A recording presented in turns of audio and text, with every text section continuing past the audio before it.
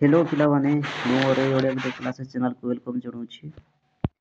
ପିଲାମାନେ ଆଜି ଦେଖିବା ଦ୍ୱିତୀୟ ଶ୍ରେଣୀର ହସ ଖୁସି ବହିର ଆପଣ ଦେଖିପାରୁଥିବେ ପାଠ ନମ୍ବର 16। ଓକେ, ତ ଦେଖିବା ଆମେ ଆମର ପର୍ବପର୍ବାଣି ବିଷୟରେ। ତ ଆମେ କେଉଁ ପର୍ବ ଆମେ ପାଳନ କରୁଛେ ହେଲା, କେଉଁ ପର୍ବ କେଉଁ ସମୟରେ ପାଳନ କରୁଛେ ହେଲା, ତ ସେଇ କେଉଁ ପର୍ବ ପାଳନ କରୁଛେ ସେଇ ବିଷୟରେ ଦେଖିବା ଏଇ ପାଠରେ। ଓକେ, କେମିତି କ'ଣ ପାଳନ କରୁଛେ ସେସବୁ ବିଷୟରେ। ତ ପିଲାମାନେ ଦେଖନ୍ତୁ, ଭିଡ଼ିଓଟା ଷ୍ଟାର୍ଟ କରିବା ପୂର୍ବରୁ ଯେଉଁମାନେ ଆମ ଟେଲିଗ୍ରାମ ଗ୍ରୁପରେ ଜଏନ୍ ହେବା ପାଇଁ ଚାହୁଁଛନ୍ତି ତାହେଲେ ସର୍ବପ୍ରଥମେ ପ୍ଲେ ଷ୍ଟୋରରେ ଯାଇକି ଏଇ ଯେଉଁ ଆମ ଟେଲିଗ୍ରାମ ଲେଖିକି ଗୋଟେ ଟେଲିଗ୍ରାମ ଆପ୍ସକୁ ଡାଉନଲୋଡ଼ କରନ୍ତୁ। ଡାଉନଲୋଡ଼ କରିସାରିଲା ପରେ ତାକୁ ଓପେନ୍ କରିବେ। ଓପେନ୍ କରିସାରିଲା ପରେ ଆମ ଟେଲିଗ୍ରାମ ଗ୍ରୁପର ନାମ ଟାଇପ୍ କରିବେ Odia medium classes. Odia medium classes search କରିଦେବେ ହେଲା। ଦେଖିବେ ଫାଷ୍ଟ ପେଜ୍ରେ ଆସିଯିବ ଓଡ଼ିଆ ମିଡ଼ିୟମ୍ କ୍ଲାसेସ୍ ବୋଲି। ତ ସେଇଠି ଆମର ଲୋଗୋରେ ମଧ୍ୟ ଥିବ କ'ଣ ଓଡ଼ିଆ ମିଡ଼ିୟମ୍ କ୍ଲାसेସ୍ ବୋଲି ହେଲା। ତଳେ ଜଏନ୍ ଭଳି ଆସିବ, ସେଇ ଜଏନ୍ରେ ଆପଣ କ୍ଲିକ୍ କରିଦେଲେ ଆପଣ ଆମ ଟେଲିଗ୍ରାମ ଗ୍ରୁପରେ ଜଏନ୍ ହେଇପାରିବେ। ଆପଣ ଜଏନ୍ ହେଲେ 1 to 10 ଯାଏ ସମସ୍ତ କ'ଣ ଓଡ଼ିଆ ମିଡ଼ିୟମ୍ ବୁକ୍ ଫ୍ରିରେ PDF ଆକାରରେ ପାଇପାରିବେ। ଏବଂ ଯେତେ ସବୁ ଆମର ଭିଡ଼ିଓ କରାହେଇଛି ସେସବୁ ଭିଡ଼ିଓର ଲିଙ୍କ୍ ମଧ୍ୟ ସେଟାକୁ ପ୍ରୋଭାଇଡ଼ କରାହେଇଛି। ସେଇ ଲିଙ୍କରେ ଆପଣ କ୍ଲିକ୍ କରିକି ସମସ୍ତ ଭିଡ଼ିଓକୁ ଆପଣ ପାଇପାରିବେ ଏବଂ ଦେଖିପାରିବେ। ଓକେ, ତ ପିଲାମାନେ ଏ ଭିଡ଼ିଓଟା ଷ୍ଟାର୍ଟ କରିବା ପୂର୍ବରୁ ସମସ୍ତ ସାଙ୍ଗମାନଙ୍କୁ ସେୟାର କରନ୍ତୁ, ଯାହାଫଳରେ ତାଙ୍କେ ମଧ୍ୟ ଉପକୃତ ହେଇପାରିବେ। ଓକେ, ତ ଦେଖନ୍ତୁ ପିଲାମାନେ, ଷ୍ଟାର୍ଟ କରିଦେବା ଆମର ପର୍ବପର୍ବାଣି ବିଷୟରେ। ତ ଦେଖିପାରୁଥିବେ,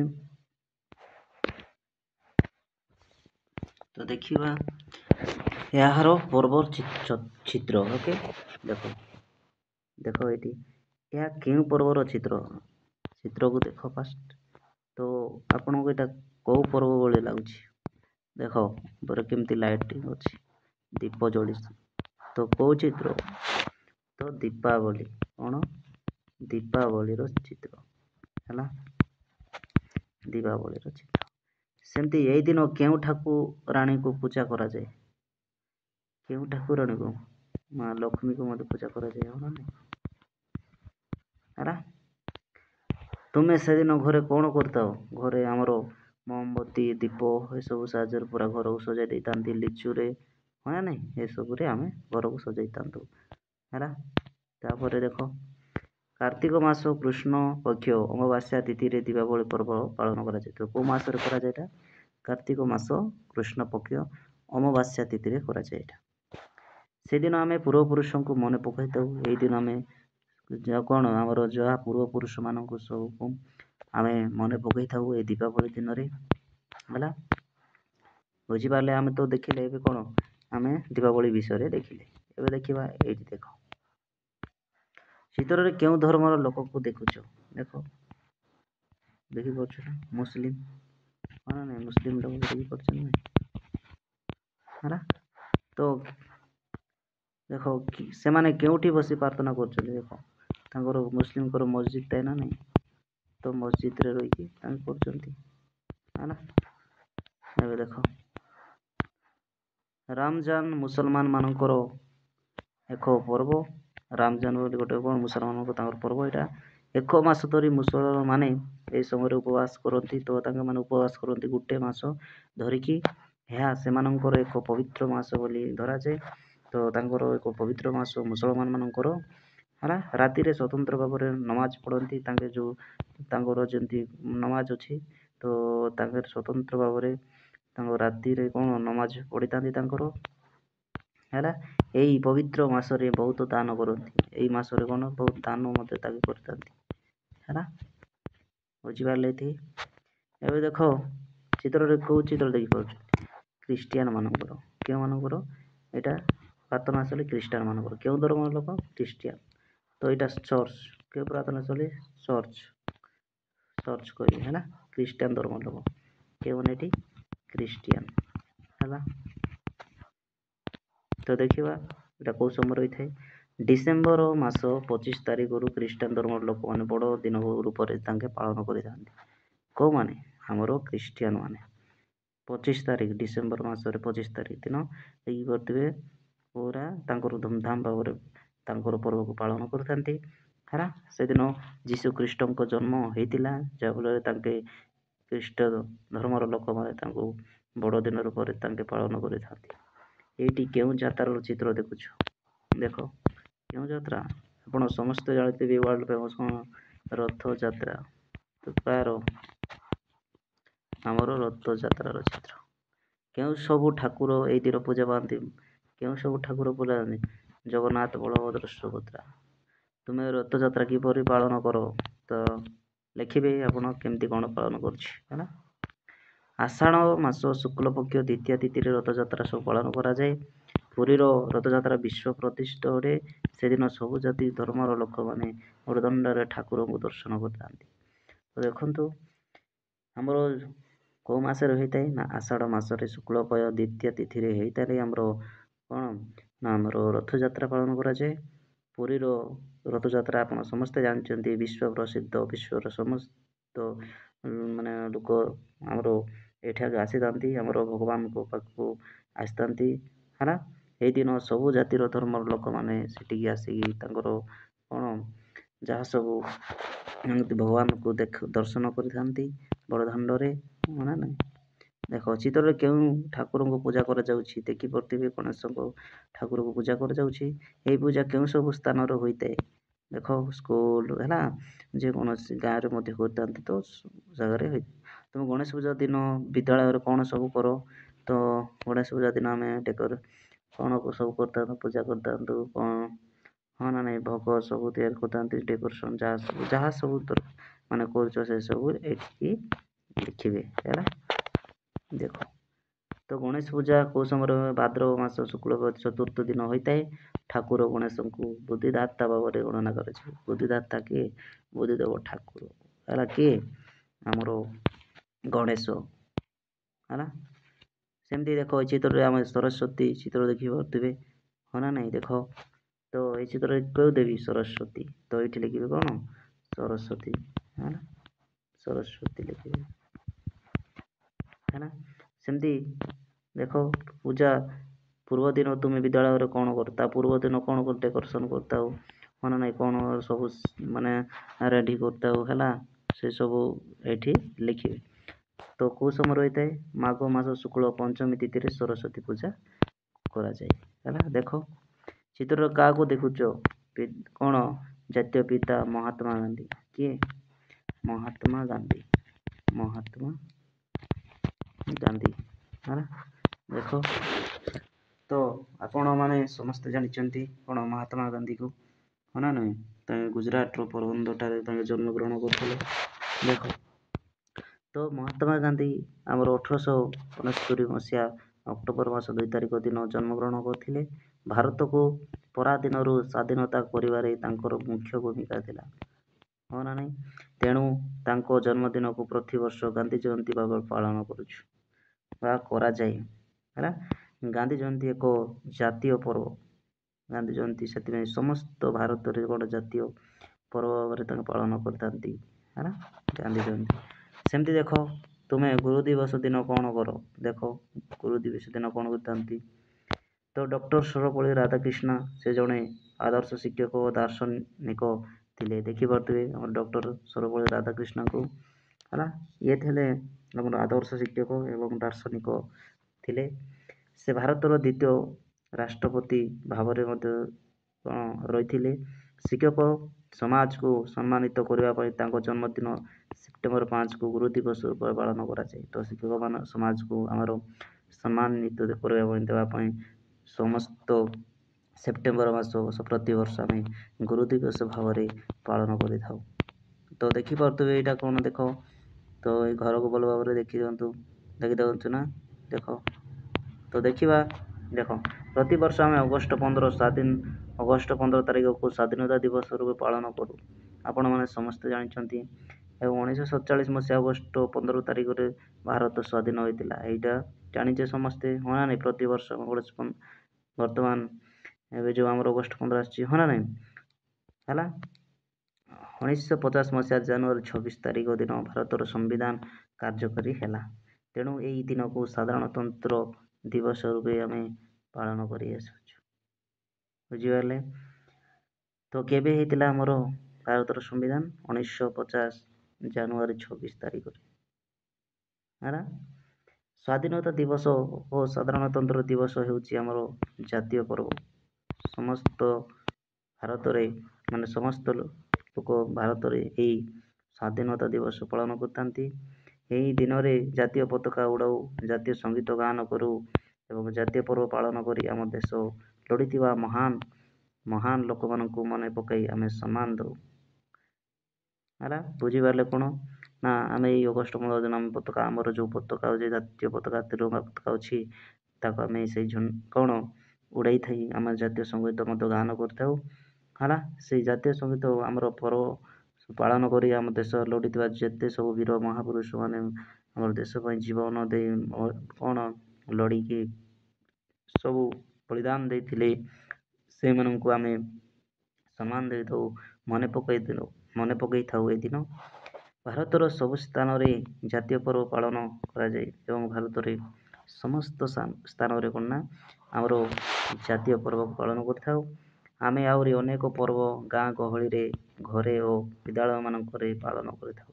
ଆଉ ଆମେ ଗାଁ ଗହଳିରେ ମଧ୍ୟ ଘରେ ଘରେ ସ୍କୁଲ ବିଦ୍ୟାଳୟମାନଙ୍କ ଅନୁଷ୍ଠାନମାନଙ୍କୁ ମଧ୍ୟ ଆମର ଜାତୀୟ ପତାକା ଉତ୍ତୋଳନ କରି ଆମେ ଆମ ମହାବୀର ପୁରୁଷମାନଙ୍କୁ ମନେ ପକାଇଥାଉ।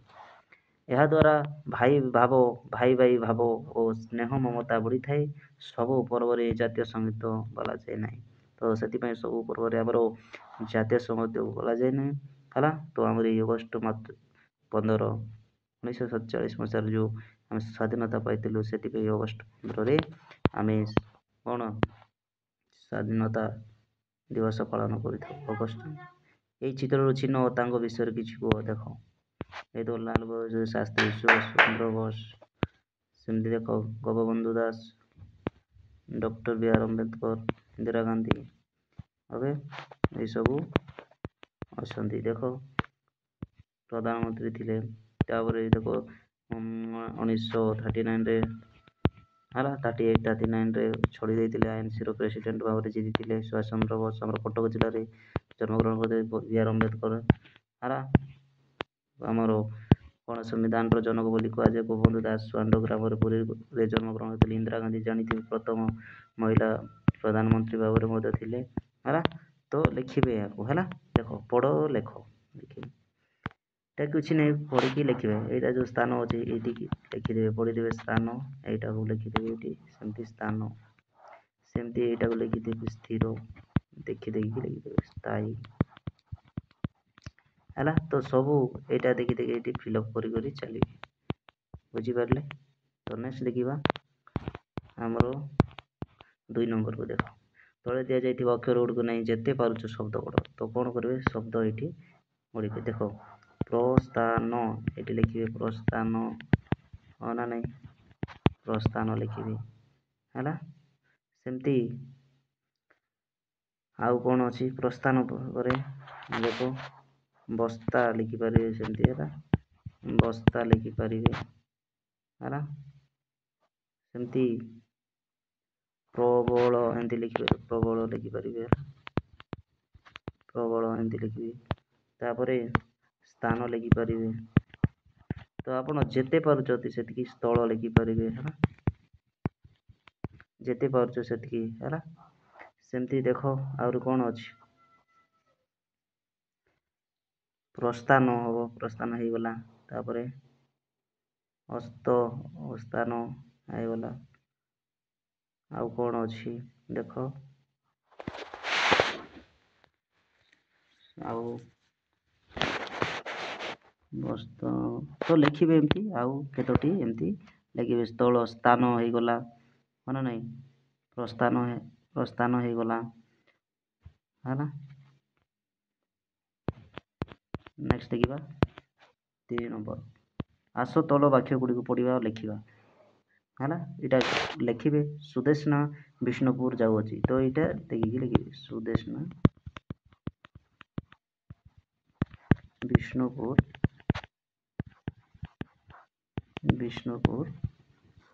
ହେଲା ଯାଉଅଛି, ଏମିତି ଲେଖିବେ। ହେଲା, ଏଇଟା ମଧ୍ୟ ସେମ୍ ଲେଖିଦେବେ, ଏଇଠି ଦେଖିକିନା ଲେଖିଦେବେ। ଆମ୍ଭେମାନେ କଷ୍ଟ ସହିଷ୍ଣୁ ହେବା ଉଚିତ ଲେଖିଦେବେ ଏଇଠି। ହେଲା, ଏଇଟା ମଧ୍ୟ ସବୁଜ ପରିବା ଖାଇଲେ ଆମର ଦେହ ସୁସ୍ଥ ରହେ ଲେଖିଦେବେ ଏଇଠି। ବୁଝିପାରିଲେ? ସେମିତି ଆମ ଗାଁରେ ଦେଖ ଗୋଟିଏ ମହାବିଦ୍ୟାଳୟ ସ୍ଥାପନ କରାଗଲା, ଏଇଠି ଲେଖିଦେବି ହେଲା। ଦେଖ ତ ସ୍ନ ଥିବା 5ଟି ଶବ୍ଦ ଲେଖିବେ, 5ଟା ଲେଖିବେ। ଯେମିତି ପ୍ରସ୍ଥାନ, ହଁ ନା ନାହିଁ, ପ୍ରସ୍ଥାନ ଲେଖିଦେବେ। ସେମିତି କୃଷ୍ଣ, ହଁ ନା ନାହିଁ, କୃଷ୍ଣଚୂଡ଼ା ହେଲା। ସେମିତି ସ୍ଥଳ, ସେମିତି ସ୍ଥାପନ, ଏଇ ଟାଇପ୍ର ଲେଖିବେ ହେଲା। ସବୁ ଲେଖିବେ, ବୁଝିପାରିଲେ? ସେମିତି ଦେଖ ସ୍ତ ଥିବା 2ଟି ବାକ୍ୟ, ସ୍ନ ଥିବା 2ଟି ବାକ୍ୟ ଲେଖିବେ ହେଲା। ପ୍ରସ୍ଥାନ ହେଲା, ପ୍ରସ୍ଥାନ ରାମ ଏବଂ ସୀତା ଲକ୍ଷ୍ମଣ ସବୁ ପ୍ରସ୍ଥାନ କରୁଛନ୍ତି କ'ଣ ଏମିତି କ'ଣ ଲେଖିବେ, 2ଟା ଲେଖିବେ। ଦେଖ ତ ଦେଖ ଇଆଡ଼େ ଆମର କେଉଁ ଟାଇମ୍ରେ କେଉଁ କ'ଣ ଆମର ପର୍ବପର୍ବାଣି ହୋଇଥାଏ ସେସବୁ ଦିଆଯାଇଛି। ଦେଖ ଦୀପାବଳି କେଉଁ ସମୟରେ ହୋଇଥାଏ, ଦେଖ ଦୀପାବଳି କେଉଁ ସମୟରେ ହୋଇଥାଏ। ଫାର୍ଷ୍ଟ ଦୀପାବଳିକୁ ଉଜାଡ଼ିବା ତ କେଉଁ ସମୟରେ ହୋଇଥାଏ, ତ ଦେଖିବା କେଉଁ ସମୟରେ ହେଉଛି ଦୀପାବଳି। ଦେଖ ଦୀପାବଳି କାର୍ତ୍ତିକ ମାସ କୃଷ୍ଣ ପକ୍ଷ, କାର୍ତ୍ତିକ ମାସ ଶୁକ୍ଳ ପକ୍ଷ। ଦେଖ ଏଇଟା ହେବ କେଉଁଠି, ଏଇଠି ଅମାବାସ୍ୟା ତିଥି, ତ ଏଇଠି ହେବ ମାନେ ଦୀପାବଳିଟା କେଉଁଠି ହେବ, କାର୍ତ୍ତିକ ମାସ ଅମାବାସ୍ୟା। ସେମିତି ଦେଖ ବଡ଼ ଦିନ କ'ଣ, ବଡ଼ ଦିନ ଆମର କେତେ, ଡିସେମ୍ବର 25। ସେମିତି ରଥଯାତ୍ରା କେବେ ହେବ, ଦେଖ ରଥଯାତ୍ରା କେଉଁ ସମୟରେ ହେବ, ଦେଖିବା ରଥଯାତ୍ରା କେଉଁ ସମୟରେ ହେଉଛି। ଦେଖ ଦେଖ ଆଷାଢ଼ ମାସ ଶୁକ୍ଳ ପକ୍ଷ ଦ୍ୱିତୀୟା, ଆଷାଢ଼ ମାସ, ତ ଦେଖିପାରୁଥିବ। ଦେଖ ତ ରଥଯାତ୍ରା ଆଷାଢ଼ ମାସ ଦ୍ୱିତୀୟା। ସେମିତି ଗଣେଶ ପୂଜା କେଉଁ ସମୟରେ, ଦେଖ ଗଣେଶ ପୂଜା, ଗଣେଶ ପୂଜାକୁ ଦେଖିବା। ଦେଖ ଗଣେଶ ପୂଜା ଭାଦ୍ରବ ମାସ ଶୁକ୍ଳ ପକ୍ଷ ଚତୁର୍ଥୀ, ଭାଦ୍ରବ ମାସ ଦେଖ ଶୁକ୍ଳ ପକ୍ଷ ଚତୁର୍ଥୀ। ସେମିତି ସରସ୍ୱତୀ ପୂଜାକୁ ଦେଖ, ସରସ୍ୱତୀ ପୂଜା କେଉଁ ସମୟରେ, ଦେଖ ମାଘ ମାସ ଶୁକ୍ଳ, ମାଘ ମାସ, ଦେଖ ମାଘ ମାସ କାହିଁ, ଦେଖ କିନ୍ତୁ ଗାନ୍ଧୀ ଜୟନ୍ତୀ, ଗାନ୍ଧୀ ଜୟନ୍ତୀ କେବେ, ଅକ୍ଟୋବର 2। ସେମିତି ଗୁରୁ ଦିବସ ସେପ୍ଟେମ୍ବର 5। ସ୍ୱାଧୀନତା ଦିବସ, ସ୍ୱାଧୀନତା ଦିବସ କାହିଁ ଅଗଷ୍ଟ 15। ସାଧାରଣତନ୍ତ୍ର ଦିବସ ଜାନୁଆରୀ 26 ହେଲା। ତ ଲେଖିଲେ ଆମେ ଦେଖ ତଳ ଭୁଲ ଥିଲେ ଠିକ୍ କରି ଲେଖିବା ପାଇଁ। ଦେଖ ମହମ୍ମଦଙ୍କ ଜନ୍ମ ଦିବସକୁ ବଡ଼ଦିନ ରୂପେ ପାଳନ କରାଯାଏ ହେଲା। ମହମ୍ମଦଙ୍କ ଜନ୍ମଦିନକୁ ଜନ୍ମ ଦିବସକୁ ବଡ଼ ଦିନ ରୂପେ ପାଳନ କରିଥାଏ। ତ କାହାକୁ, ମହମ୍ମଦ ଜାଗାରେ ଯୀଶୁକୁ ହେଲା, ଏଠି ଲେଖିବେ ଯୀଶୁର ଜନ୍ମ ଦିବସକୁ ହେଲା ବଡ଼ ଦିବସ ରୂପେ ପାଳନ କରାଯାଏ। ସେମିତି ସରସ୍ୱତୀକୁ ବିଦ୍ୟା ରୂପେ ପୂଜା କରାଯାଏ ହେଲା। ସରସ୍ୱତୀକୁ କ'ଣ ବିଦ୍ୟା ଦାତ୍ରୀ ରୂପେ ପାଳନ କରାଯାଏ, ଠିକ୍ ଅଛି। ମହାତ୍ମା ଗାନ୍ଧୀ ଥିଲେ ଭାରତର ଦ୍ୱିତୀୟ ରାଷ୍ଟ୍ରପତି। ତ ମହାତ୍ମା ଗାନ୍ଧୀ ଭାରତର ଦ୍ୱିତୀୟ ରାଷ୍ଟ୍ରପତି ନଥିଲେ, ମହାତ୍ମା ଗାନ୍ଧୀ ଥିଲେ ଭାରତର କ'ଣ ଜାତୀୟ ପିତା, ମାନେ ରାଷ୍ଟ୍ରପତି ତ ନଥିଲେ ହେଲା। 1950 ଜାନୁଆରୀ 26 ତାରିଖରେ ଆମ ଦେଶ ସ୍ୱାଧୀନତା ହେଲା। କେବେ, 1950 ଜାନୁଆରୀ 26 ସ୍ୱାଧୀନ ହେଇନାହିଁ ଆମର 1947, 1947 ଅଗଷ୍ଟ 15 ତାରିଖରେ ହେଲା। ଏତିକି ମସିହା 2 ତାରିଖରେ ନେତାଜୀ ହେଇନାହାନ୍ତି, ଏଠି ମହାତ୍ମା ଗାନ୍ଧୀ, ନେତାଜୀ ଜାଗାରେ ଏଠି ମହାତ୍ମା ଗାନ୍ଧୀ ଜନ୍ମଗ୍ରହଣ କରିଥିଲେ, ମହାତ୍ମା ଗାନ୍ଧୀ। ଏବେ ଦେଖ ପର୍ବ ସହିତ ଚିତ୍ର ଥିବା ଗାର ଟାଣିକି ଯୋଡ଼ିବା। ଦେଖ ତ ରଜ, ଦେଖ ଏ ରଜ କେଉଁ ସମୟରେ, ଦେଖ ଏଇଠିକି ଦେଖ ଯୋଡ଼ୁଛନ୍ତି, ଏଇଠି ଟାଣିଦେବେ। ଜନ୍ମାଷ୍ଟମୀ ଦେଖ କେଉଁ ସମୟରେ, ସେମିତି ଦେଖ ଜନ୍ମାଷ୍ଟମୀରେ ଏଇଠିକି ଜନ୍ମାଷ୍ଟମୀ ହେଲା। ତ ଏଇଟା କେଉଁଠି ଯିବ, ଏମିତି ଯୋଡ଼ିକି ଏଇଠି ଆସିବ ଏଇଠି ନା ନାହିଁ। ସେମିତି ଦେଖ ହୋଲି ହୋଲି ତ ଦେଖିପାରୁଥିବେ ହୋଲି ଲଗେଇଛନ୍ତି। ସେମିତି ବଡ଼ଦିନକୁ ଦେଖ ହେଲା ବଡ଼ଦିନ ହେଲା ବଡ଼ଦିନକୁ ଖ୍ରୀଷ୍ଟିଆନ ମାନେ ସେ ଉପରେ ଅଛି ପୁରା ଏଇଟାକୁ ପୁରା ତଳେ ଆମର ଏଇଠି ରାମାୟଣ ଅଛି ହେଲା। ଏବେ ଦେଖିବା ଦୀପାବଳିରେ କେଉଁ ଠାକୁରଙ୍କୁ ପୂଜା କରାଯାଏ? ମା ଲକ୍ଷ୍ମୀଙ୍କୁ ପୂଜା କରାଯାଏ। ଲକ୍ଷ୍ମୀ ହେଲା ଲକ୍ଷ୍ମୀକୁ ସେମିତି ରଥଯାତ୍ରାରେ କେଉଁ କେଉଁ ଠାକୁର ବଳଭଦ୍ର ସୁଭଦ୍ରା ଜଗନ୍ନାଥ ବଳଭଦ୍ର ସୁଭଦ୍ରା